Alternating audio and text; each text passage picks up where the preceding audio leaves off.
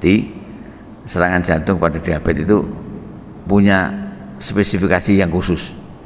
Kalau orang yang tidak diabetes seringkali mengalami nyeri, kalau orang diabetes tidak mengalami nyeri. Bahkan kalau diperiksa dengan rekaman jantung atau sebut EKG, itu direkam jantungnya yang begini-begini, itu biasanya kalau digambar di film itu seringkali begini-begini itu ya. Itu kalau orang yang tidak diabetes itu ada khas gambarannya. Tapi kalau orang diabetes gambaran itu menjadi hilang. Jadi kalau orang-orang yang tidak diabetes begitu direkam lihat, oh dia mengalami serangan jantung, gambarannya jelas. Tapi kalau orang diabetes antara yang serangan jantung dengan tidak, itu gambarannya tidak berbeda.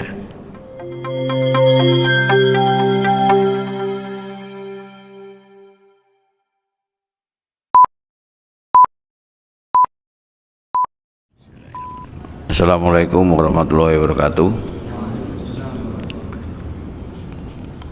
Alhamdulillahirabbil alamin. Asyhadu an la ilaha illallah wa asyhadu anna Muhammadar Rasulullah. Allahumma shalli ala Muhammad wa ala ali Muhammad kama shallaita ala Ibrahim wa ala ali Ibrahim wa barik ala Muhammad wa ala ali Muhammad kama barakta ala Ibrahim wa ala Ibrahim fil alamin innaka Hamidum Majid. Bapak Ibu jemaah salat subuh Masjid Darussalam yang saya hormati, kita akan melanjutkan bahasan tentang kesehatan jasmani, masih dalam rangka topik masalah penyakit diabetes dan kelanjutannya. Untuk pagi hari ini kita akan melanjutkan bahwa penyakit diabetes bersama dengan serangan jantung ya. Kalau yang kemarin kita bahas tentang hipertensi dan diabetes, jadi penyakit diabetes itu bisa menyebabkan penyulit, yaitu bisa jadi hipertensi walaupun sebelumnya dia tidak hipertensi. Nah, kalau ada hipertensi atau tekanan darah tinggi, maka itu akan menambah beban kerja jantungnya. Jadi beban kerja jantung akan meningkat karena tekanan darah tinggi. Semakin tinggi tekanan darah, maka beban kerja jantung itu semakin berat. Kalau beban kerja jantung semakin berat, maka jantung butuh energi yang lebih banyak. Sama dengan manusia, kalau kerjanya berat, makannya tambah banyak. Jantung juga begitu, kalau kerjanya tambah berat, maka dia butuh energi yang lebih berat. Sekali lagi, energi dari jantung itu yang digunakan untuk kerja itu adalah glukosa atau gula, makanan gula tadi, dan oksigen. Jadi semakin berat kerjanya jantung, maka butuh oksigen lebih banyak, butuh gula lebih banyak.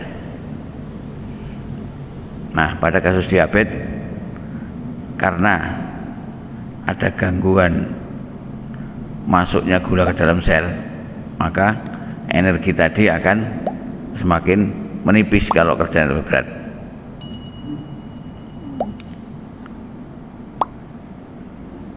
Di samping itu,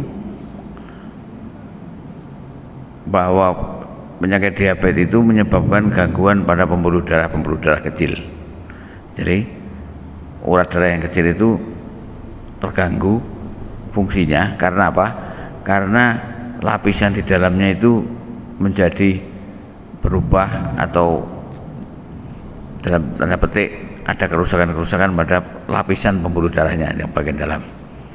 Itu menyebabkan aliran darah ke jantung menjadi berkurang. Loh, kok jantung aliran darah, padahal jantung itu yang memompa darah. Iya, jadi jantung fungsinya memompa darah ke seluruh tubuh, tetapi dia juga harus makan. Makanannya dari pembuluh darah yang ada di jantung. Nah, itu yang disebut dengan pembuluh darah koroner. Jadi pembuluh darah koroner itu pembuluh darah yang ada di jantung yang memberi makan jantung. Pembuluh darah yang kecil-kecil, tetapi itulah yang memberi makan jantung. Kalau orang yang diabetes tadi biasanya pembuluh darahnya itu menjadi kualitasnya menurun sehingga aliran darah ke jantung menjadi berkurang. Kalau kerjanya tambah berat, aliran darahnya berkurang, maka energinya juga berkurang. Disitulah akan menyebabkan kekurangan energi dalam tanda petik. Itu jantung kerjanya berat, energinya kurang. Di sisi lain lagi bahwa kalau orang diabetes itu saraf-saraf yang kecil juga terganggu fungsinya. Artinya contohnya kalau misalkan di kaki sering luka yang kemarin kami jelaskan, itu karena tidak terasa. Jadi di kakinya, ujung kaki, di tangan seringkali tidak terasa karena diabetes itu. Demikian juga kalau di jantung, saraf-sarafnya yang kecil-kecil itu juga akan mengalami gangguan. Seharusnya dia bisa merasakan nyeri, dia tidak bisa merasakan nyeri. Makanya itu seringkali kalau orang yang diabetes kena serangan jantung itu tidak mengalami rasa nyeri. Jadi dia kena serangan jantung tapi dia tidak merasa nyeri di dadanya. Dada ini nyeri, biasanya kalau orang jantung itu nyeri. Nah, jadi nyerinya itu tidak begini tapi begini. Artinya nyerinya itu tidak jelas ininya, titiknya. Sakit jantung. Nah, gitu. Itu serangan jantung biasanya gitu. Sakitnya itu luas.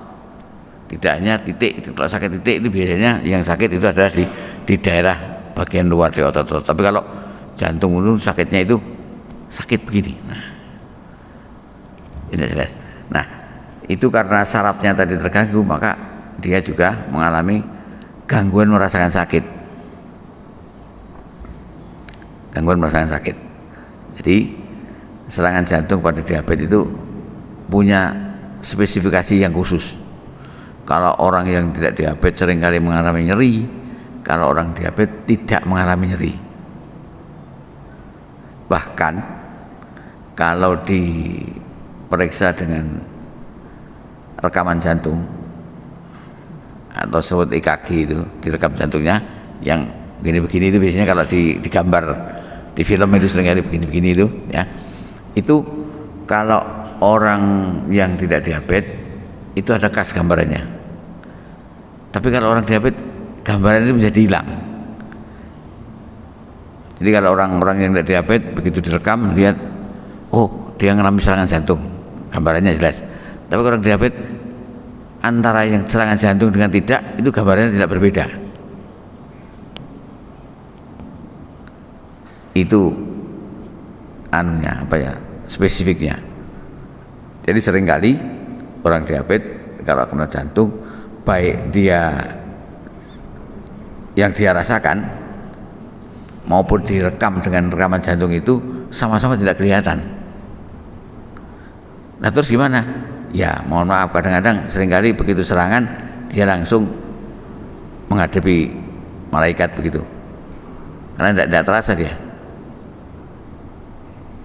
Kecuali dengan pemeriksaan secara laboratorium ada itu. Secara laboratorium akan kelihatan kalau khusus laboratorium untuk serangan jantung itu pada jam-jam pertama serangan itu kelihatan. Tapi kalau sudah sekian hari biasanya juga tidak kelihatan.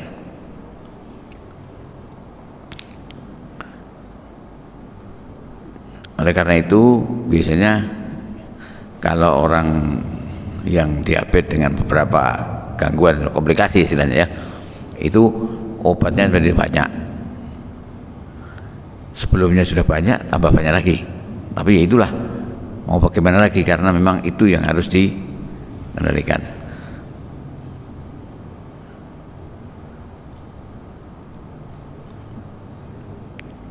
Itulah semacam ya salah satu kesulitan di diabetes begitu. Seringkali tidak terdeteksi karena yang bersangkutan tidak merasakan, dan dicek dari secara rekaman juga tidak kelihatan.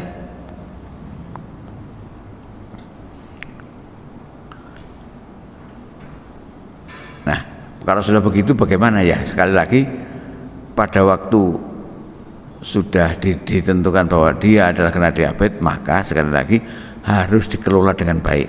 Yang namanya diabetes itu dikelola dengan baik,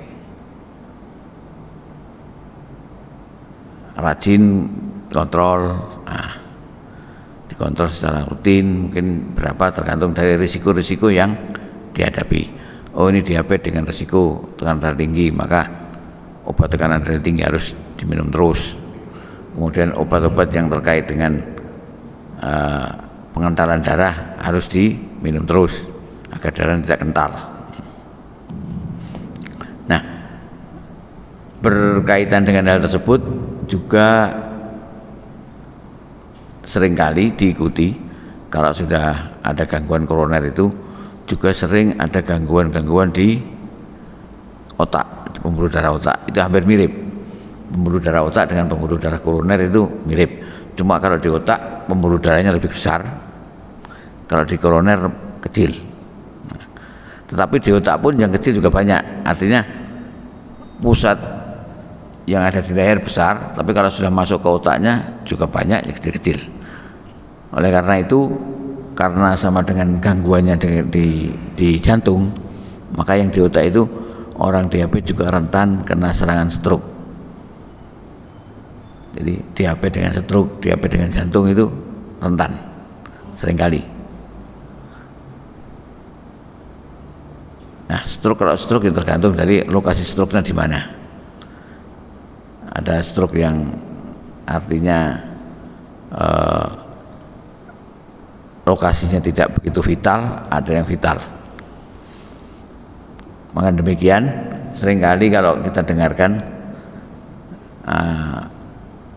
beberapa orang yang kena serangan stroke ringan. Sebenarnya stroke tidak ada yang ringan, semua stroke itu harus serius, karena itu bisa mengenai daerah di mana saja dan bisa serangannya berulang. Ada serangan ke-1, ke-2, ke-3 dan sebagainya. Dan serangan itu bisa di tempat yang sama atau di tempat yang berbeda, atau di tempat yang sama dengan gejala yang lebih berat. Biasanya kalau serangan kedua itu lebih berat dari pertama, serangan ketiga lebih berat dari dan kedua dan sebagainya. Jadi yang serangan jantung itu mirip dengan serangan stroke kalau di otak. Itu diantaranya diabetes yang tidak terkelola dengan baik.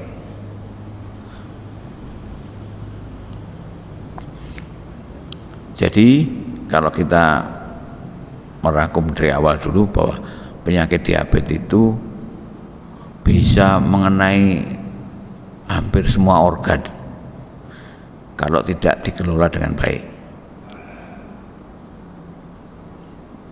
Dari kepala, mulai dari mata bisa kena, pada awalnya biasanya mata, kemudian otak juga bisa kena, turun jantung juga bisa kena, ginjal apalagi rawan,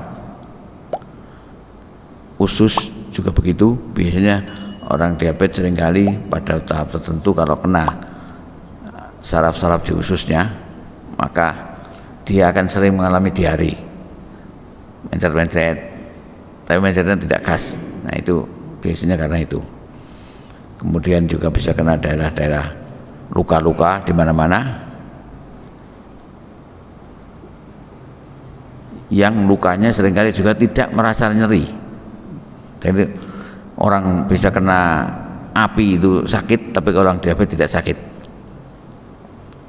Tahu-tahu lukanya semakin tidak terkendali kalau tidak dikelola dengan baik.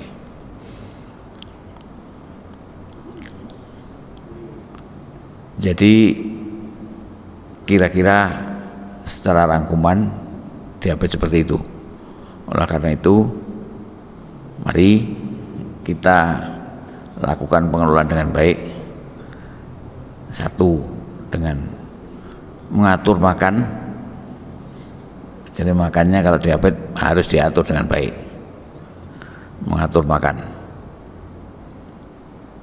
kedua, olahraga. Jangan sampai tidak ada olahraga. Yang ketiga, baru obat. Jadi jangan mengandalkan obat dulu, karena obat itu bukan pengobatan yang utama. Yang utama adalah mengatur makan, olahraga, dan obat. Mungkin itu yang bisa kami sampaikan untuk diabetes secara keseluruhan. Mungkin ada hal-hal yang 1-2 pertanyaan yang mungkin jadi bahan diskusi barangkali, kalau ada.